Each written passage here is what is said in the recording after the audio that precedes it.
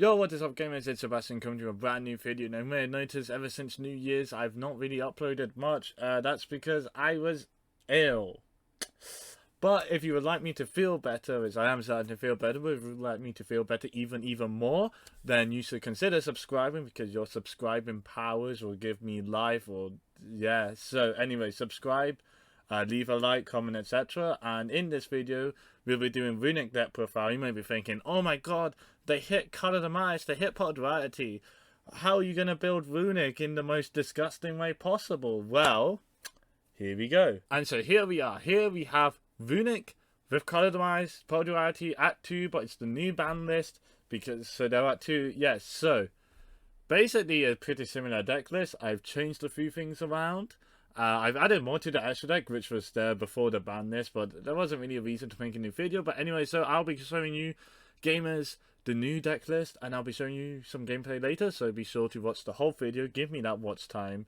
Give me that watch time. But let's get into the video. We're going to start with double Amano Iwato. I think 3 monsters, you have to think like the long term, right? Long term, during the whole course of the game, because this deck does not just win the game like that. You have to think steps ahead, right? So in the long term, having 3 monsters conflicts with Demise, because you end up having hands where it could clog, especially where it's a Amano and it places itself back into your hand every turn. So in the long term, 2 Amano is better than 3 in your deck list. Also, it gives you more space for other cards. Also, 2 Color Demise, 2 Pop Duality, and 3 Pop Desires. We weren't playing Desires before because I thought Runick was going to be the most popular deck on ladder, and Desires in the mirror is kind of stinky, but Runick is less popular now. Desires, amazing card. It says draw 2. It doesn't say play 2. These cards say play 2, but this doesn't say play 2. It says draw 2, so you play 3. Very clear logic. I'm sure you guys can understand.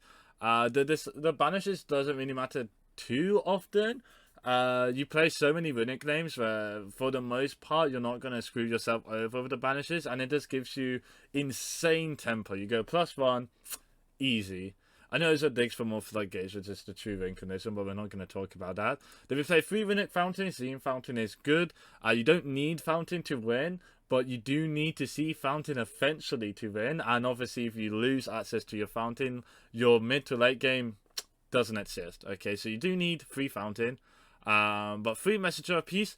Before I was playing 2, but I want to make this 42 cards. I think 42 card list makes more sense with the size. I think mathematically it's more optimal to play 42 cards if you play the size rather than just playing 40 or 41.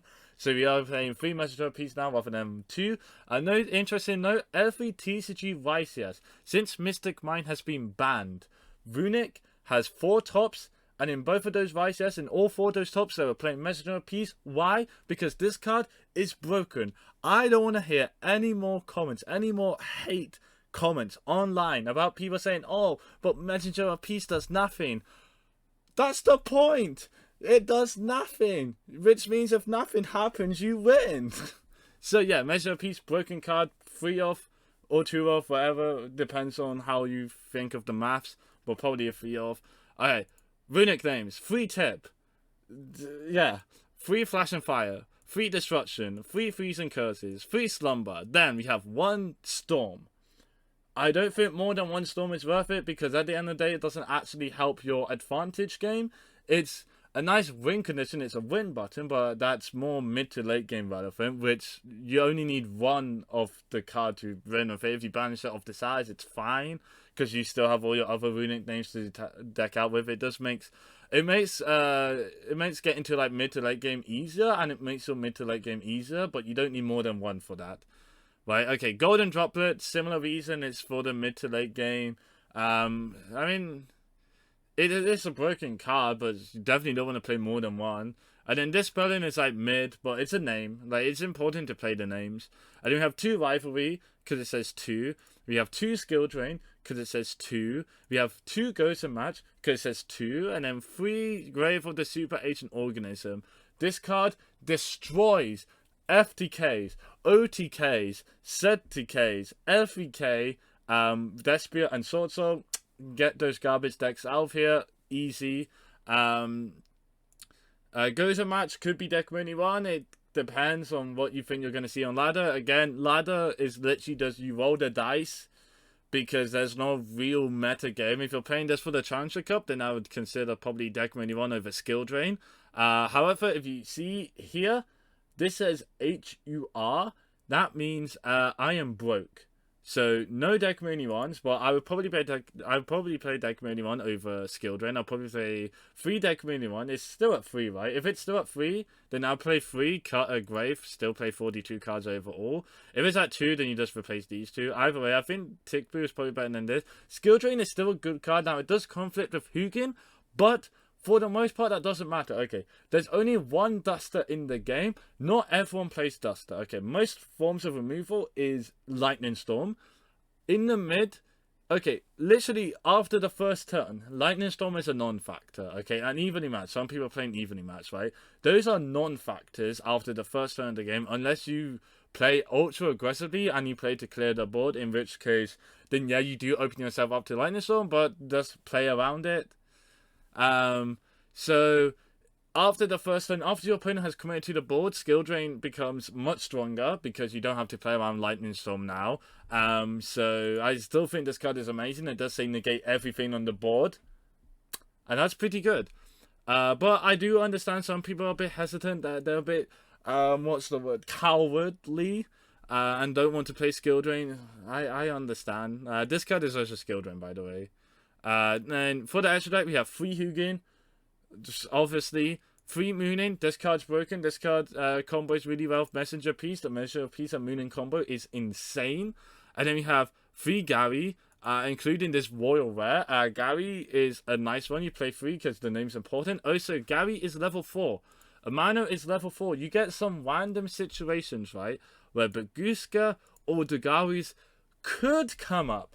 Now, okay, so we have like, okay, you play the 9 Runick names, right? After that, your extra deck is just, you open a binder, I guess this card is good, right? And these have the possibility to come out. I have played a few games where Dagaris would have come up if my opponent didn't scoop, or if my opponent had played slightly differently, then Dagaris would have become relevant.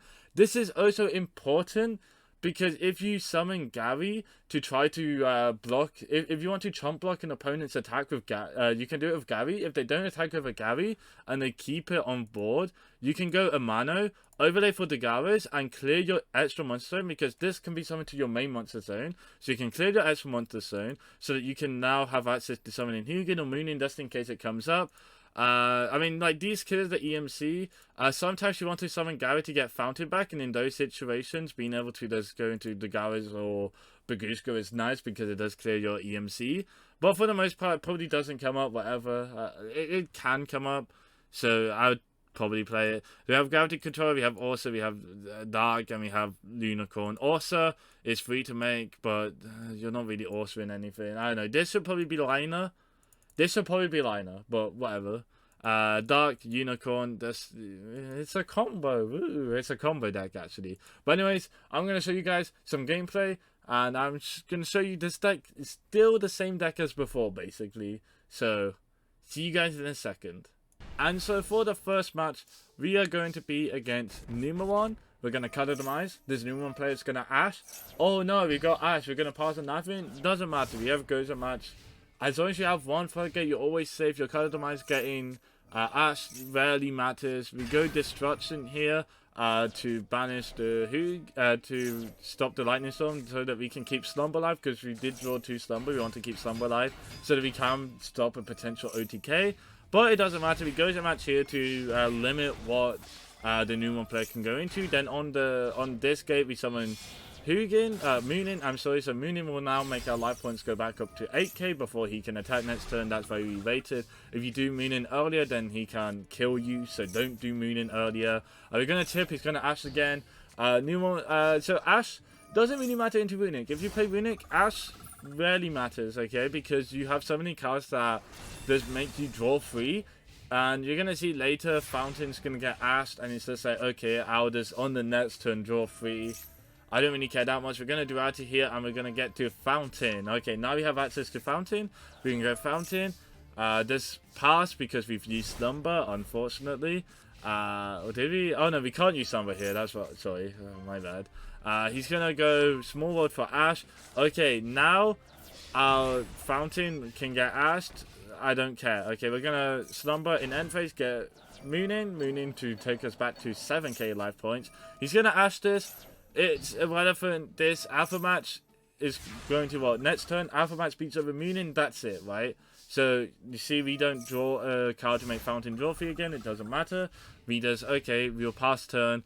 And that's all the Numeron player can do against Numeron. You are allowed, you have a lot of freedom in how you play against Numeron, because they don't really have too many cards that can actually touch you. This guy has been through all 3 ashes, which means now we are able to play practically for free. We are going to set the flash in 5. We can't activate because we have used duality, and the alpha match can't be targeted.